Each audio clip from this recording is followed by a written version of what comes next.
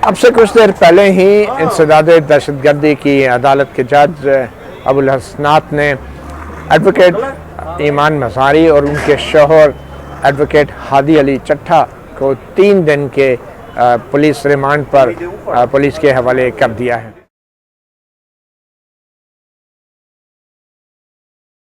अस्सलाम वालेकुम, मतीउल्लाह जान, MJ TV इस्लामाबाद की इंसदाद दहशतगर्दी की अदालत के बाहर मौजूद हैं, जहां पे कुछ देर में एडवोकेट ईमान मज़ारी और उनके शोहर एडवोकेट हादी को लाया जाएगा, जिनको पुलिस ने एक दिन पहले ही गिरफ़्तार किया था। उन पर इल्ज़ाम था कि उन्होंने कुछ दिन पहले शाहराह बंद होने के बावजूद उसको ज़बरदस्ती खोलने की कोशिश की, जबकि क्रिकेट टीम जो इंग्लैंड की आई है उसके लिए रूट लगा हुआ था।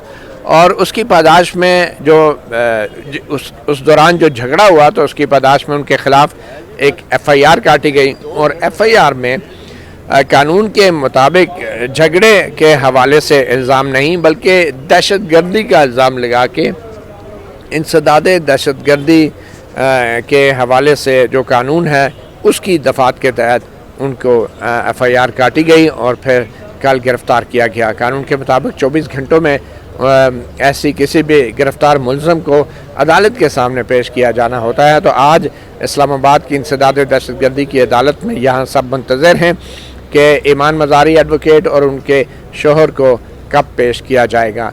बदकिस्मती की बात यह है कि इस्लामाबाद पुलिस हस्बे रवायत ना तो FIR की कॉपी जो है वकला से शेयर कर रही है, ना ही एडवोकेट ईमान मज़ारी और एडवोकेट हादी के जो वकील उन तक रसाई हासिल करना चाह रहे हैं, ना ही उनको रसाई दी जा रही है, ना ही इस्लामाबाद पुलिस ये बता रही है कि इन दोनों को कहाँ पे रखा गया है। तो इस वक्त यहाँ पे इंतज़ार हो रहा है और इंसदाद दहशतगर्दी की अदालत के सामने इनको पेश किया जाएगा। मगर इसके साथ साथ यहाँ इंसदाद दहशतगर्दी की अदालत में और भी बहुत सारे ऐसी कहानियाँ हैं जो बिखरी पड़ी हैं। और एक और बहुत बड़ी कहानी ये है कि कुछ ही देर में यहाँ पूरे पाकिस्तान से लाए गए तकरीबन 555 PTI के उन कारकुनों को पेश किया जाएगा जो 3 और 4 अक्टूबर के दिन जिन्होंने D चौक पे धरना दिया था, एहतजाज किया था। और ये वही दिन है जब चीफ मिनिस्टर खैबर पख्तूनख्वा अली अमीन गंडापुर भी वहाँ पहुँच के फिर अचानक गायब हुए थे। तो 3 या 4 अक्टूबर के दिन से जो लोग गिरफ़्तार किए गए थे तकरीबन 555 के करीब, पिछले 1 महीने से अभी तक उनकी शनाख्त जो है मुकम्मल नहीं हो पा रही और कभी एक वजह से कभी दूसरी वजह से उनको अदालतों के सामने पेश नहीं किया जा सका था। और आज के दिन उन्हें पूरे पाकिस्तान से मुख्तलिफ़ जेलों से यहाँ लाया जाएगा। अब मालूम नहीं उन पर जुर्म साबित होता है या नहीं, ये भी नहीं मालूम कि वो शनाख्त में क्लियर होते हैं या नहीं, मगर तकरीबन 20 से ज़ायद 25 दिन हो चुके हैं वो मुख्तलिफ़ जेलों में हैं, थानों में हैं और उनको बार बार जो है उनकी जो हिरासत है उसमें तोसी की जाती है। तो आज ये कहानियाँ भी इस्लामाबाद की इंसदाद दहशतगर्दी की अदालत में सुनने को मिलेंगी। आइए आपकी मुलाकात करवाते हैं। सबसे पहले तो ईमान मज़ारी और एडवोकेट हादी के लिए जो लोग यहाँ आए हैं उनसे, और फिर आपकी मुलाकात कराएंगे उन वकीलों से जो PTI के कारकुनों के लिए यहाँ मौजूद हैं। इंसदाद दहशतगर्दी की अदालत के बाहर यहाँ वकला तंजीमों के अहदेदार और एडवोकेट ईमान मज़ारी और एडवोकेट हादी के अहल खाना और सहाफ़ी हजरात मौजूद हैं। असतूर भी हमें नज़र आ रहे हैं, इनसे ही बात करते हैं। जी असतूर, क्या सूरत हाल है और आपने कल से अभी तक क्या देखा, क्या इस्लामाबाद पुलिस ने किया है एडवोकेट ईमान मज़ारी और एडवोकेट हादी के हवाले से? देखिए, कल से जो उनका रवैया था वो बहुत अजीबोगरीब था मती भाई के। हमने बहुत दफ़ा देखा है केसेस होते हैं, हम फॉलो करते हैं, पुलिस FIR की कॉपी दे देती है, बता देती है हमारी हिरासत में है, क्या चार्जेस हैं, वकला फिर अपना वो कोर्स ऑफ एक्शन शुरू करते हैं, जो उन्होंने बेल की पिटीशन तैयार करनी होती है, वट एवर जो भी होता है। लेकिन कल से जो इस्लामाबाद पुलिस के खुसूसी तौर पे एक जो रवैया इख्तियार उन्होंने किया हुआ वो ये है कि वो ना FIR बता रहे हैं, ना FIR के कंटेंट्स बता रहे हैं, ना FIR की कॉपी दे रहे हैं और ना ही ये बता रहे हैं कि ईमान मज़ारी या हादी अली चट्ठा किस जिसे कहते हैं थाने में ज़ेर हिरासत हैं। अमूमन जो फीमेल्स होती हैं वो वुमेन पुलिस स्टेशन में सतारा मार्केट में उनको हिरासत में रखा जाता है, लेकिन कल रात गए तक इस्लामाबाद की वुमेन पुलिस स्टेशन में हम जा रहे थे, बार बार बतौर सहाफ़ी भी, उनके वकला भी जा रहे थे, और वुमेन पुलिस स्टेशन का कहना था कि ईमान मदारी हमारे पास नहीं है। तो एक ऐसा तरीका है कि आप कहने कि जानबूझकर उनको तो हिरासत में लिया गया, लेकिन उनकी पूरी फैमिली को, उनके दोस्तों को, उनके वकला को एक मेंटल टॉर्चर का निशाना बनाया जा रहा है कि वो कहाँ पर हैं, केस क्या है और एग्जैक्टली किस कोर्ट में प्रोड्यूस करना है। अभी हम एंटी टेररिज्म कोर्ट खड़े हुए हैं। अब आज डॉन अखबार ने रिपोर्ट किया कि उन पर एंटी टेररिज्म के चार्जेस हैं। अब सब अंदाजे से यहाँ पर आके एंटी टेररिज्म कोर्ट खड़े हो गए हैं कि यहाँ पर मोस्ट लाइकली उनको प्रोड्यूस किया जाएगा, लेकिन अब अगर वो एंटी टेररिज्म के चार्जेस ना हुए तो वो उनको नॉर्मल कचहरी में लेके चले जाएंगे, तो फिर क्या उस तरफ भागेंगे। तो एक जानबूझ के एक अनसर्टेनिटी रखी गई है। आएंगे कि क्या सिचुएशन है, क्या इल्ज़ाम एग्जैक्टली था क्या और कौन सी अदालत में पेश किया जाए? मतीला जान साहब, हमें अभी तक कोई चार्जेस कम्युनिकेट नहीं किए। हम तकरीबन 4-5 घंटे कल बैठे रहे हैं सेक्रेटेरिएट थाना में। हमें सिर्फ इतना बताया गया कि एक्चुअली एफआईआर सेक्रेटेरिएट थाना की है ही नहीं, वो अपारा थाना की एफआईआर है। They've refuse to share the copy of the FIR और इवन टेल अस के क्या उन्होंने चार्जेस लगाए हैं यहाँ पर। So we have absolutely no clue. हम सिर्फ अस्यूम कर रहे हैं कि इन्होंने एटीए लगाया है, क्योंकि जब उनको ट्रांसपोर्ट कर रहे थे थाना सेक्रेटेरिएट से कहीं और, तो एंटी टेररिज्म स्क्वाड की गाड़ियाँ जो हैं वो थ्रू आउट गाड़ी के पीछे थी।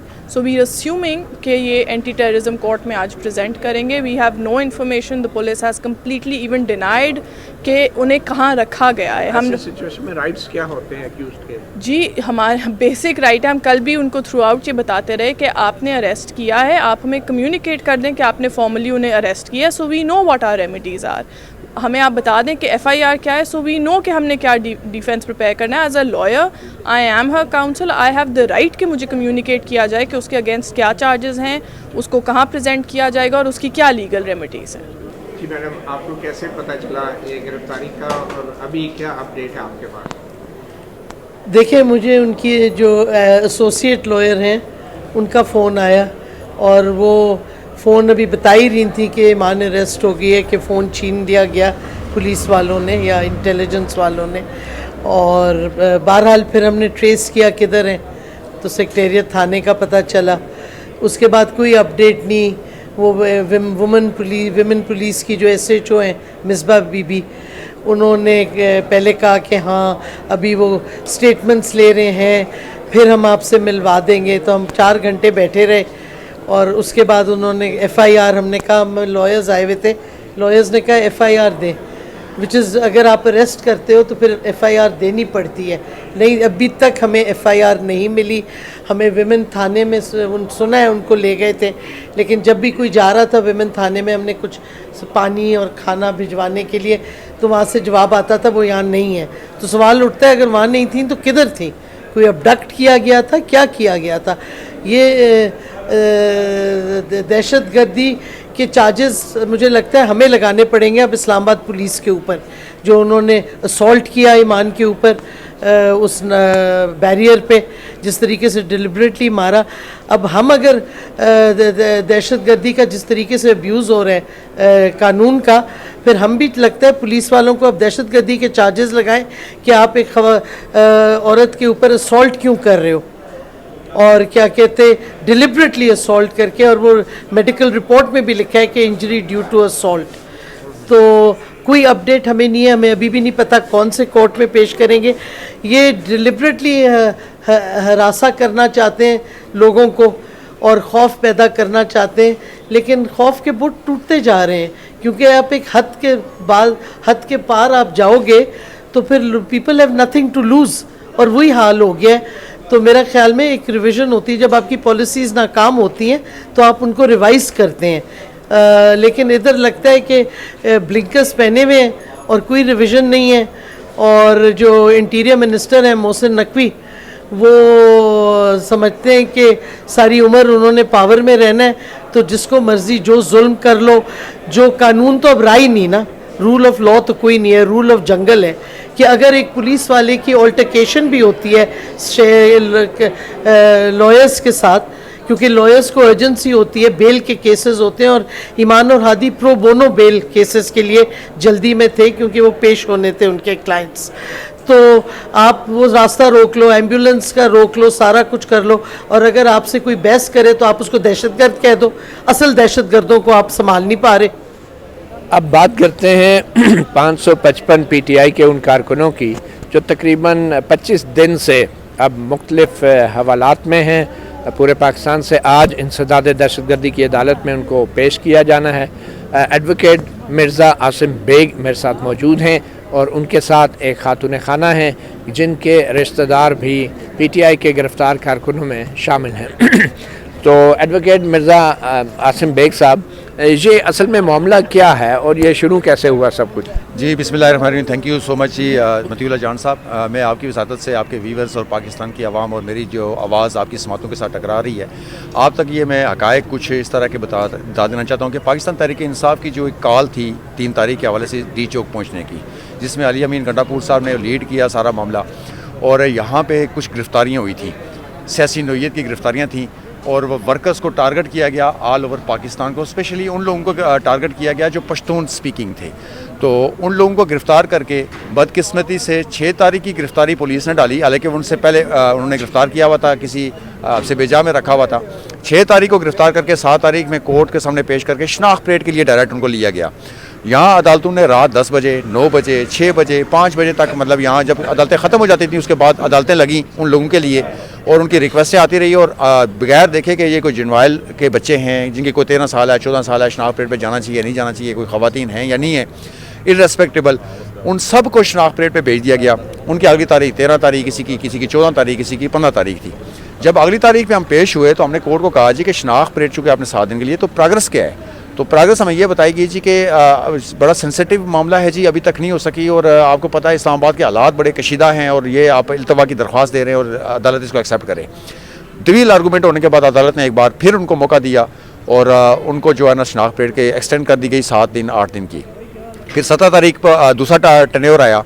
17 तारीख के अंदर जब हम 18 में पेश हुए, मुख्तलिफ केसेस में बंचीज़ हैं, जिस तरह सपोज करते हैं 648 FIR है मारगला की, उसके अंदर 3-4 बंचीज़ हैं, मतलब किसी का 18 का है, किसी का 27 का है, किसी का 53 ग्रुप्स बनाए हुए हैं इन्होंने। ये ग्रुप्स बना के कहीं रात की तारीखी में इन्होंने रिमांड शनाख्त परेड के लिए लोग लिए। अब लोग परेशान हैं पूरे पाकिस्तान से, ज़रा हमारे नंबर शेयर कर दिए हैं पार्टी ने, तो वो हमें रात को 2-2 बजे तक, 3-3 बजे तक कॉलें भी आ रही होती हैं, हम खुद परेशान हो जाते हैं। तो ये डेटा कलेक्ट करना बड़ा मुश्किल था हमारे लिए। तो अब माशाल्लाह अभी मैंने कलेक्ट कर दिया। फिर 21 और 22 तारीख पड़ी है केसेस में।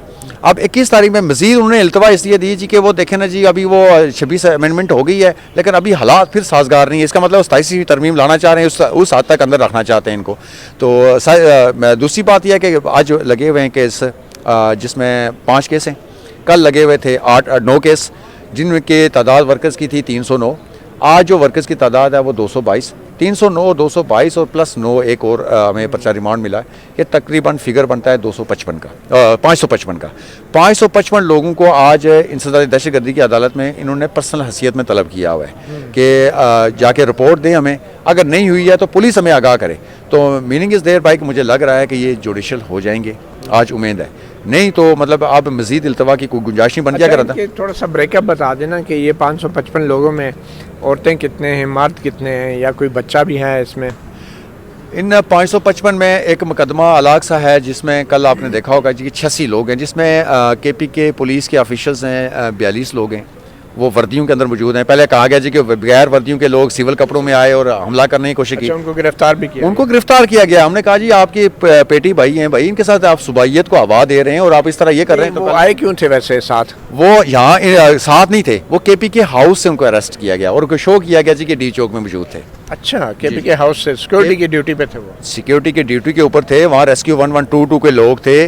चूँकि मतलब कल कोई खदशा हो सकता था 3 तारीख को 4 तारीख को, तो उनका हमले का ज़रा जिम्मेदारी होती है कि जंग जदल का दौर भी हो तो किसी के फेवर नहीं करते। वो लाशें KPK हाउस है या सिंध हाउस या बलोचिस्तान हाउस या पंजाब हाउस है, इसमें मुतल्लिका सूबे की पुलिस तैनात होती है? जी, सूबे की पुलिस तैनात होती है और ये वफाक के कंट्रोल इसमें नहीं होता, ये उस सूबे की जुरिस्डिक्शन कंसीडर होती है। वो मुकदमा अलग सा है, उसकी किस्म की एम्बेसी होती है, एम्बेसी होती है, और ये मतलब है KPK जुरिस्डिक्शन होती है। तो इसका मतलब है अगर KPK हाउस पे हमला किया गया तो इसका मतलब है पूरे KPK पे हमला किया है फेडरेशन ने। तो ये आप ये बताएं ना कि यहाँ पे जजेस के मुख्तलिफ वजूहात की बिना पे इन 555 केसेस का फ़ैसला नहीं कर पा रहे, तो इस दौरान इन कैदियों पे क्या बीत रही है? मतलब कोई जुर्म साबित भी नहीं हो रहा, शनाख्त भी पूरी नहीं हो रही और जेल में भी हैं। हमने अदालत में अदालत को एड्रेस करते हुए, चेयर्स को एड्रेस करते हुए जज साहब को कहा कि आप प्रोसिक्यूटर से पूछ लें कि अभी तक इनकी कारकर्दगी क्या है। वो कहते हैं शनाख्त परेड नहीं हुई, तो शनाख्त परेड तब करेंगे ना कि जो आइडेंटिफाई करेंगे, तो मतलब आइडेंटिफाई कर नहीं पा रहे हैं। और एसी साहब अपनी ठंडी कुर्सी छोड़ने को तैयार नहीं है, क्योंकि जेल के हालात ठीक नहीं है, और ये एक जेल के अंदर नहीं है वर्कर्स। अब ये अडयाला जेल फुल हो चुका है। जिस तरह खान साहब कहते थे ना कि 2-3 साल पहले जी कि हम जेलें भर दें सियासी वर्कों की, भरी तो जा रही हैं लेकिन उसका कोई असर नहीं पड़ रहा है सियासी अंदाज में। चले, खान साहब के दौर में भी जेलें भरी जाती थी, कोई नहीं, लेकिन इस अंदाज में नहीं थी। अगर 1% भी होता तो मेरे ख्याल में सफाई अस्सी से मिट जाती, उनको पता है। जी, आप कुछ बताना चाहेंगे? आपका यहाँ पे कौन है जो कि गिरफ्तार है और क्या सूरत हाल है? वो बार बार अदालतों में पेश होते हैं तो फैसले क्यों नहीं हो रहे? हाँ जी, अस्सलाम वालेकुम जी। जैसे कि अभी आसिम साहब ने बताया, ये जी जो हमारा ये डी चौक में जो प्रोटेस्ट हो रहा था, उसके अंदर हमारे काफ़ी वर्कर्स थे जो हमारे टीम मेंबर्स थे। उसमें कुछ KPK से लोग थे और कुछ इस्लामाबाद में जो आप पठान। अपना तारफ़ करा देंगे? जी, मैं फ़रखंदा कौकब हूँ, पाकिस्तान तहरीक इंसाफ की additional general secretary women wing Pakistan, और मैं जी nominated MNA for reserve seats. ठीक है। तो जो हमारे साथ टीम में कुछ लड़के थे वो उस दिन से हमारे गायब है, जिनको इन्होंने उठा लिया हुआ है। और जैसे आसिम साहब ने बताया कि अभी तक क्योंकि उनकी शनाख्त परेड ही नहीं हुई है, तो उनकी फैमिली ऑब्वियसली हमारे साथ कांटेक्ट भी कर रही हैं और वो उसके लिए परेशान भी हैं। तो आज यहाँ पे हैं, उम्मीद है कि जुडिशल हो जाएगा और फर्दर इनकी जो आगे है कार्रवाई वो हो सकेगी। जी, मेरा ताल्लुक़ है ज़िला मानसरा से। मेरा नाम है चौधरी जरदाद। मैं वहाँ पे VC का चेयरमैन हूँ और मेरा ताल्लुक़ भी नून लीग से है, सरदार यूसुफ ग्रुप से है। तो मेरा बेटा जो उठा हुआ वहाँ दुकान के ऊपर सौदा लेने के लिए गया हुआ था, वहाँ से उन्होंने उठाया है 26 नंबर से ने। तो वो 4 तारीख को उठाया है। और एक मेरा भतीजा बिलू एरिया से उठाया है ने, मेरी फूफीजाद भाई का बेटा है, वहाँ से उसका असद अली नाम है, मेरे बेटे का उमाद नाम है। तो आज दिन तक जो है अदालत में पेश नहीं किया। हमें बड़ी प्रॉब्लम है इस वक्त तक, जो है बच्चों के साथ पता नहीं क्या हुआ है क्या नहीं हुआ। वो मेरा बेटा भी है, भी स्टूडेंट्स है। तो ये दुश्वारियाँ हैं कि इन्होंने तो बेगुनाह लोगों को उठाया हुआ है, ये नहीं देखा कि ये किस पार्टी से हैं किस से नहीं है। सबको जो है इमरान खान के साथ मिला दिया है। तो मेरा ख्याल है इस तरह तो लोग सारे ही जो है ना, ये जुल्म अगर होगा तो सब ये इमरान खान के साथ मिल जाएंगे ने। अस्सलाम वालेकुम, राबिया शफीक हूँ मैं। और 1 महीने पहले मेरा बेटा गया था दवाई लेने के लिए, तो उसका भी कोई पता नहीं था। एक दिन एक रात हमें तो पता ही नहीं चला। फिर मेरे शौहर ने काफ़ी लोगों से बात करके उसका पता लगवाया है। उसके बाद उसको जेलम भेज दिया। तो जेलम में भी मुलाकात नहीं हो रही थी, शनाख्त परेड भी नहीं हो रही थी। हम कब से अदालत आ रहे, हम बहुत ज़्यादा ख्वार और जलील हो गए। तो लिहाजा आप लोगों से ये दरख्वास्त है और जज साहब से भी ये दरख्वास्त है कि हमारे बच्चों को रिहा कर दे, क्योंकि हम बहुत ज़्यादा परेशान हैं।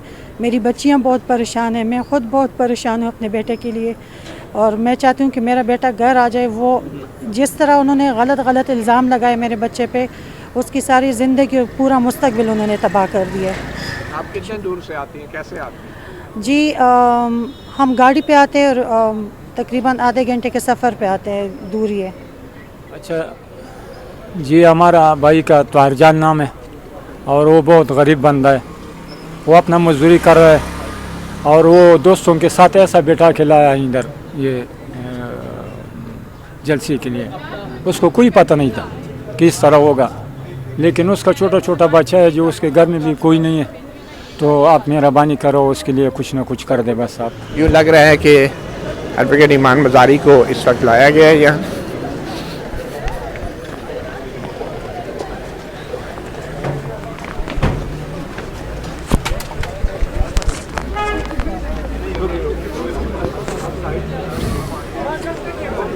एडवोकेट ईमान मज़ारी को यहाँ बख्तरबंद गाड़ी में लाया गया है इंसदाद दहशतगर्दी की अदालत में पेश करने के लिए।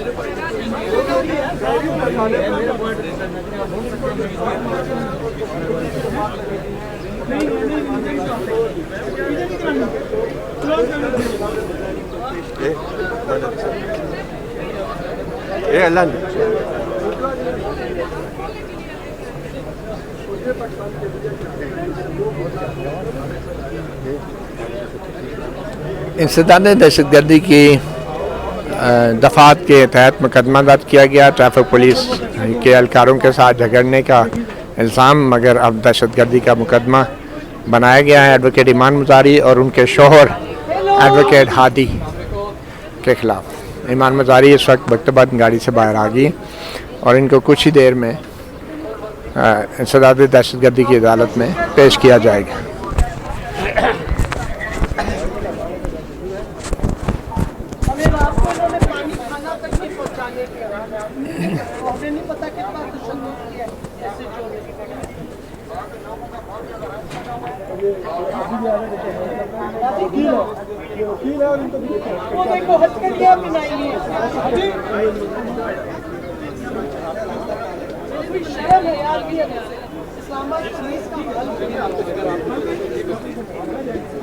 ये एडवोकेट हादी ईमान मज़ारी के शोहर, इनको भी हथकड़ियाँ पहनाई गई हैं।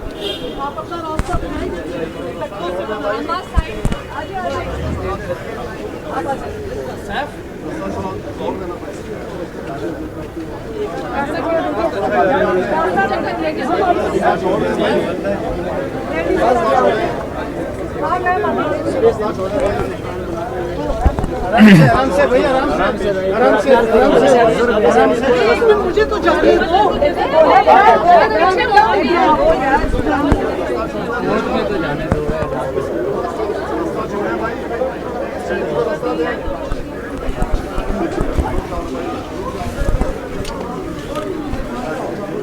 Adi, are you fine?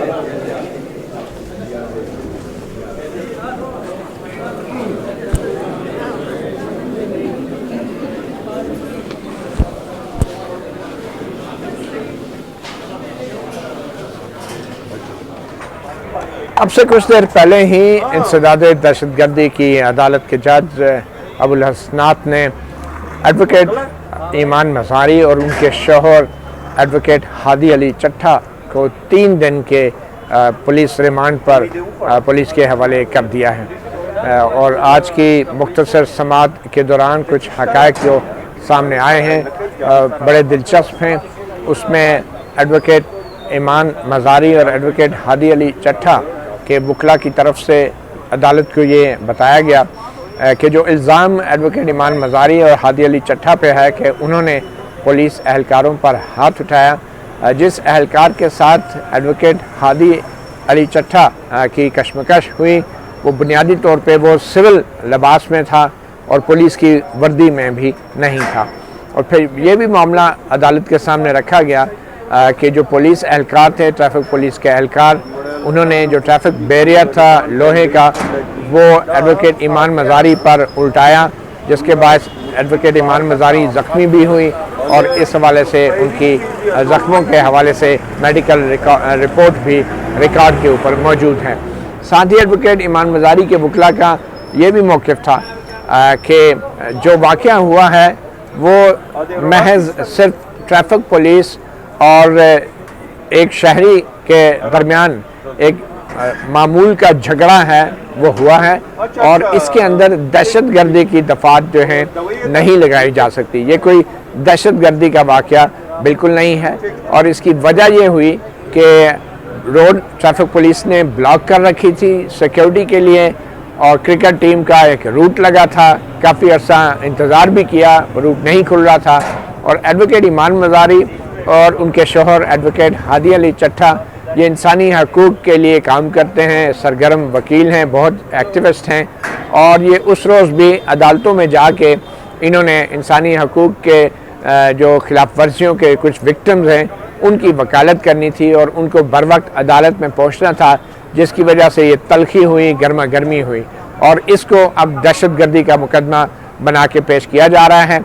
जहां तक इस अल्टरकेशन का ताल्लुक है, झगड़े का ताल्लुक है, एडवोकेट ईमान मज़ारी और एडवोकेट हादी अली चट्ठा वो इस वाक़े से इनकार नहीं करते और इस्लामाबाद पुलिस की तरफ से इस वाक़े की वीडियो आज खुद ही जो है सोशल मीडिया पे इस्लामाबाद पुलिस के ट्विटर अकाउंट से शेयर कर दी गई थी। तो जो कुछ वीडियो में है उससे भी वाज़ेह है कि ये कोई दहशतगर्दी का वाक़या नहीं, ये मामूल का एक झगड़ा है ट्रैफिक पुलिस के और एडवोकेट ईमान मज़ारी उनके शोहर के बीच। तो ये दहशतगर्दी की दफात नहीं लगती इसमें।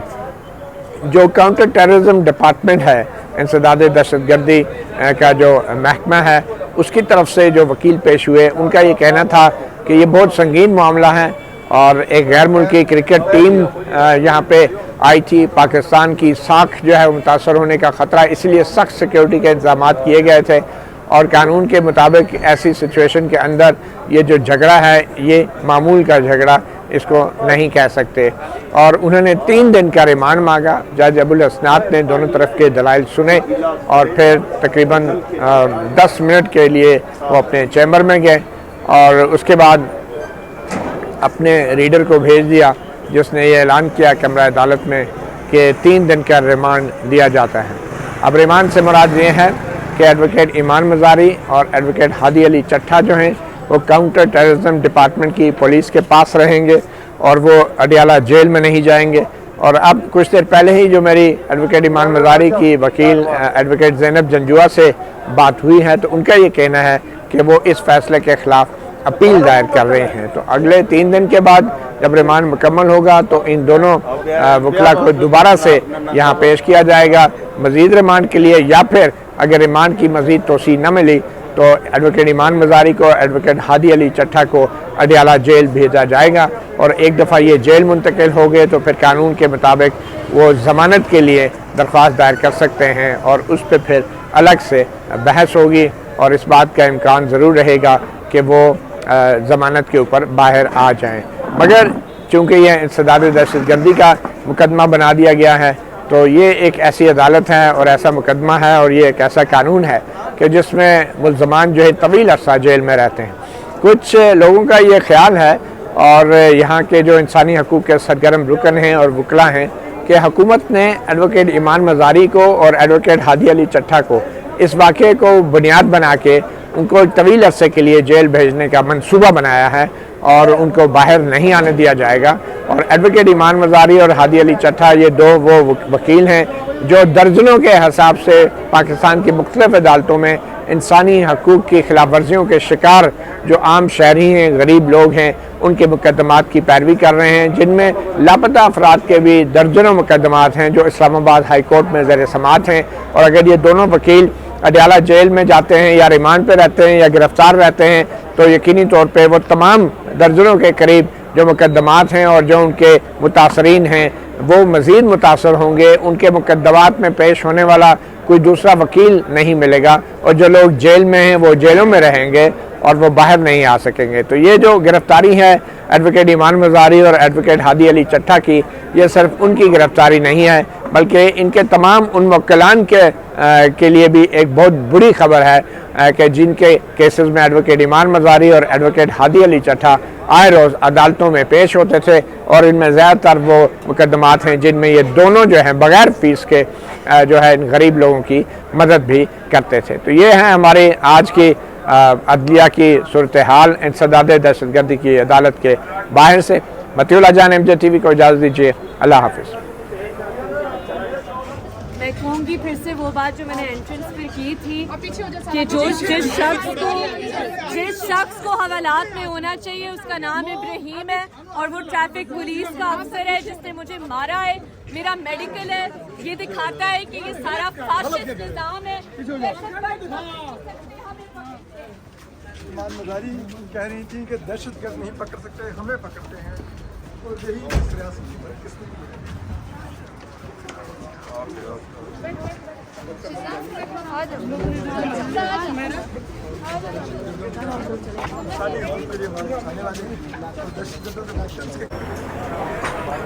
अब से कुछ देर पहले ही इंसदाद दहशतगर्दी की अदालत के जज अबुल हसनात ने एडवोकेट ईमान मज़ारी और उनके शोहर एडवोकेट हादी अली चट्ठा को 3 दिन के पुलिस रिमांड पर पुलिस के हवाले कर दिया है।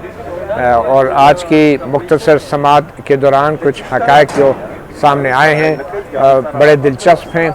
उसमें एडवोकेट ईमान मज़ारी और एडवोकेट हादी अली चट्ठा के वकला की तरफ से अदालत को ये बताया गया कि जो इल्ज़ाम एडवोकेट ईमान मज़ारी और हादी अली चट्ठा पे है कि उन्होंने पुलिस एहलकारों पर हाथ उठाया। जिस एहलकार के साथ एडवोकेट हादी अली चट्टा की कशमकश हुई वो बुनियादी तौर पे वो सिविल लिबास में था और पुलिस की वर्दी में भी नहीं था।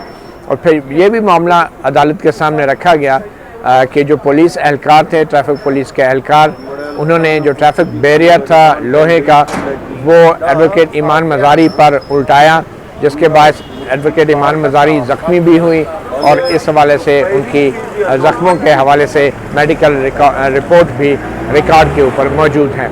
साथ ही एडवोकेट ईमान मज़ारी के वकला का ये भी मौक़िफ़ था कि जो वाक़या हुआ है वो महज सिर्फ ट्रैफिक पुलिस और एक शहरी के दरमियान एक मामूल का झगड़ा है वो हुआ है और इसके अंदर दहशतगर्दी की दफात जो है नहीं लगाई जा सकती। ये कोई दहशतगर्दी का वाक़या बिल्कुल नहीं है और इसकी वजह ये हुई कि रोड ट्रैफिक पुलिस ने ब्लॉक कर रखी थी सिक्योरिटी के लिए और क्रिकेट टीम का एक रूट लगा था, काफ़ी अर्सा इंतज़ार भी किया, रूट नहीं खुल रहा था और एडवोकेट ईमान मज़ारी और उनके शोहर एडवोकेट हादी अली चट्टा ये इंसानी हकूक़ के लिए काम करते हैं, सरगर्म वकील हैं, बहुत एक्टिविस्ट हैं और ये उस रोज़ भी अदालतों में जाके इन्होंने इंसानी हकूक़ के जो खिलाफ वर्जियों के कुछ विक्टिम्स हैं उनकी वकालत करनी थी और उनको बर वक्त अदालत में पहुंचना था, जिसकी वजह से ये तलखी हुई, गर्मा गर्मी हुई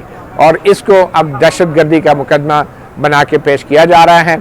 जहां तक इस अल्टरकेशन का ताल्लुक है, झगड़े का ताल्लुक है, एडवोकेट ईमान मज़ारी और एडवोकेट हादी अली चट्टा वो इस वाक़े से इनकार नहीं करते और इस्लामाबाद पुलिस की तरफ से इस वाक़े की वीडियो आज खुद ही जो है सोशल मीडिया पे इस्लामाबाद पुलिस के ट्विटर अकाउंट से शेयर कर दी गई थी। तो जो कुछ वीडियो में है उससे भी वाज़ेह है कि ये कोई दहशतगर्दी का वाक़या नहीं, ये मामूल का एक झगड़ा है ट्रैफिक पुलिस के और एडवोकेट ईमान मज़ारी उनके शोहर के बीच। तो ये दहशतगर्दी की दफात नहीं लगती इसमें। जो काउंटर टेररिज्म डिपार्टमेंट है, इंसदाद दहशतगर्दी का जो महकमा है, उसकी तरफ से जो वकील पेश हुए उनका ये कहना था कि ये बहुत संगीन मामला है और एक गैर मुल्की क्रिकेट टीम यहाँ पे आई थी, पाकिस्तान की साख जो है मुतासर होने का ख़तरा, इसलिए सख्त सिक्योरिटी के इंतजाम किए गए थे और कानून के मुताबिक ऐसी सिचुएशन के अंदर ये जो झगड़ा है ये मामूल का झगड़ा इसको नहीं कह सकते।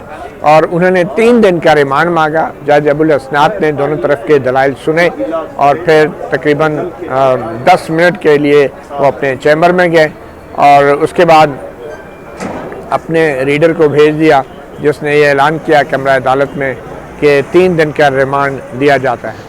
हमारे साथ मौजूद हैं बैरिस्टर एहसन पीरज़ादा जो एडवोकेट ईमान मज़ारी की तरफ से आज इंसदाद दहशतगर्दी की अदालत में पेश हुए।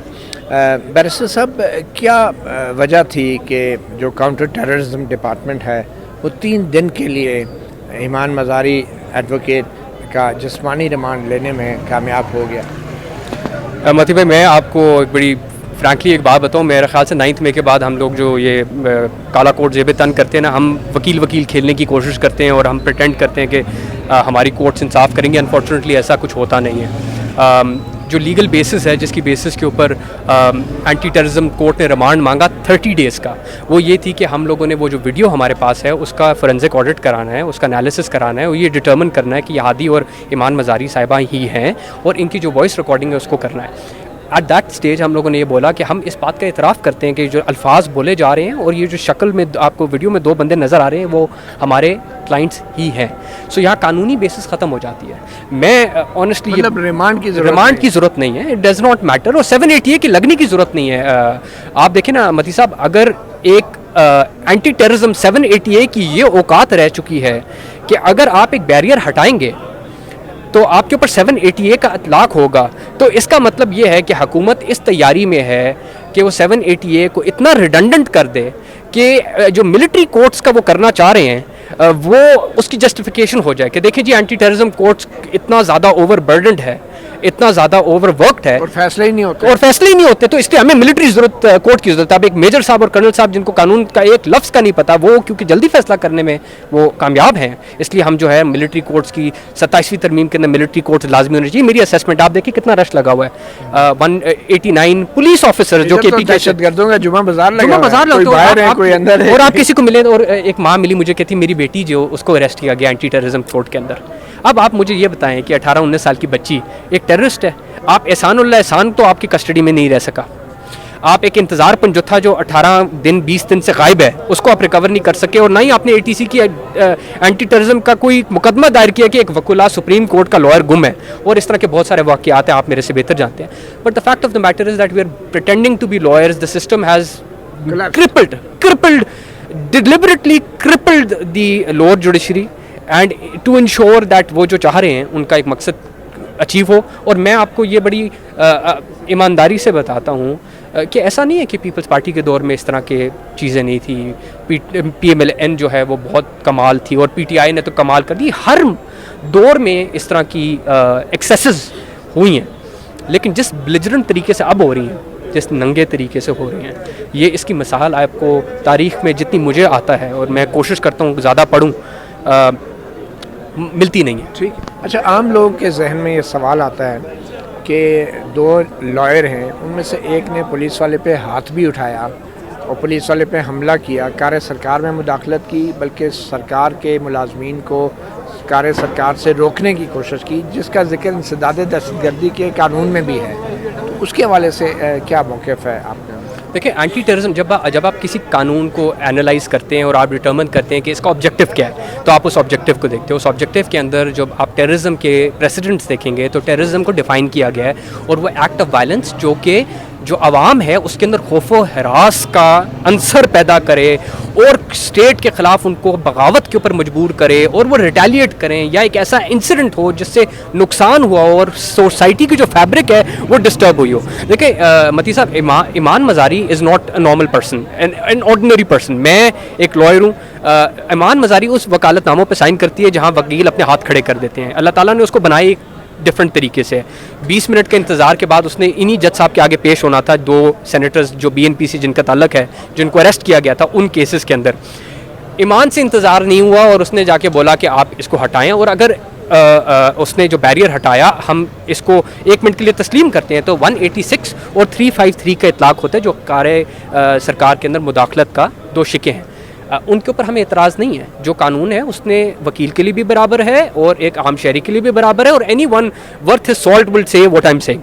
द प्रॉब्लम इज़ कि जो एंटी टेररिज्म के एक्ट की जो बुनियाद है, उसकी जो हिस्ट्री है जिसने इसको शेप दिया, अगर आप उसकी डिबेट को देखें तो वो ईमान की बैरियर को हटाने की हद तक उसके ऊपर इतलाक़ हो ही नहीं सकता। उसकी किसी भी किस्म की इंटरप्रिटेशन, चाहे आप लिबरल इंटरप्रिटेशन करें, आप जो मर्जी किस्म की स्ट्रिक्ट जो आप इंटरप्रिटेशन कर लें, उसका इस पर इतलाक़ नहीं होता। This is just a joke, and I think को जो हमारे इदारे हैं वो अपना स्कोर सेटल करना चाहते हैं। वो इस बात पे गुस्से हैं कि ईमान मज़ारी मारंग बलोच को रिप्रेजेंट करी है। वो इस बात पे गुस्से हैं कि बलोच सेनेटर्स को जब हम उठाते हैं और उनके ऊपर हम लोग एंटी टेररिज्म की शिकत देते हैं, तो क्यों वकील ईमान मज़ारी प्रेजेंट करी है। और इस तरह के बहुत सारे शायर जो आपको पता है उनकी हिस्ट्री है, और एक ईमान का एक तसलसल से वो उन लोगों को रिप्रेजेंट करी है जिसको स्टेट गायब करना चाहती है। जो स्टेट चाहती है ये दुनिया हस्ती से ख़त्म हो जाए, उनको वो दोबारा लाना चाहती है। तो ये एक प्रॉब्लम एग्जिस्ट करता है, और इसी पहराए से इस केस को एनालाइज करना चाहिए, और इसी पहराए से जो 3 दिन का रिमांड दिया गया है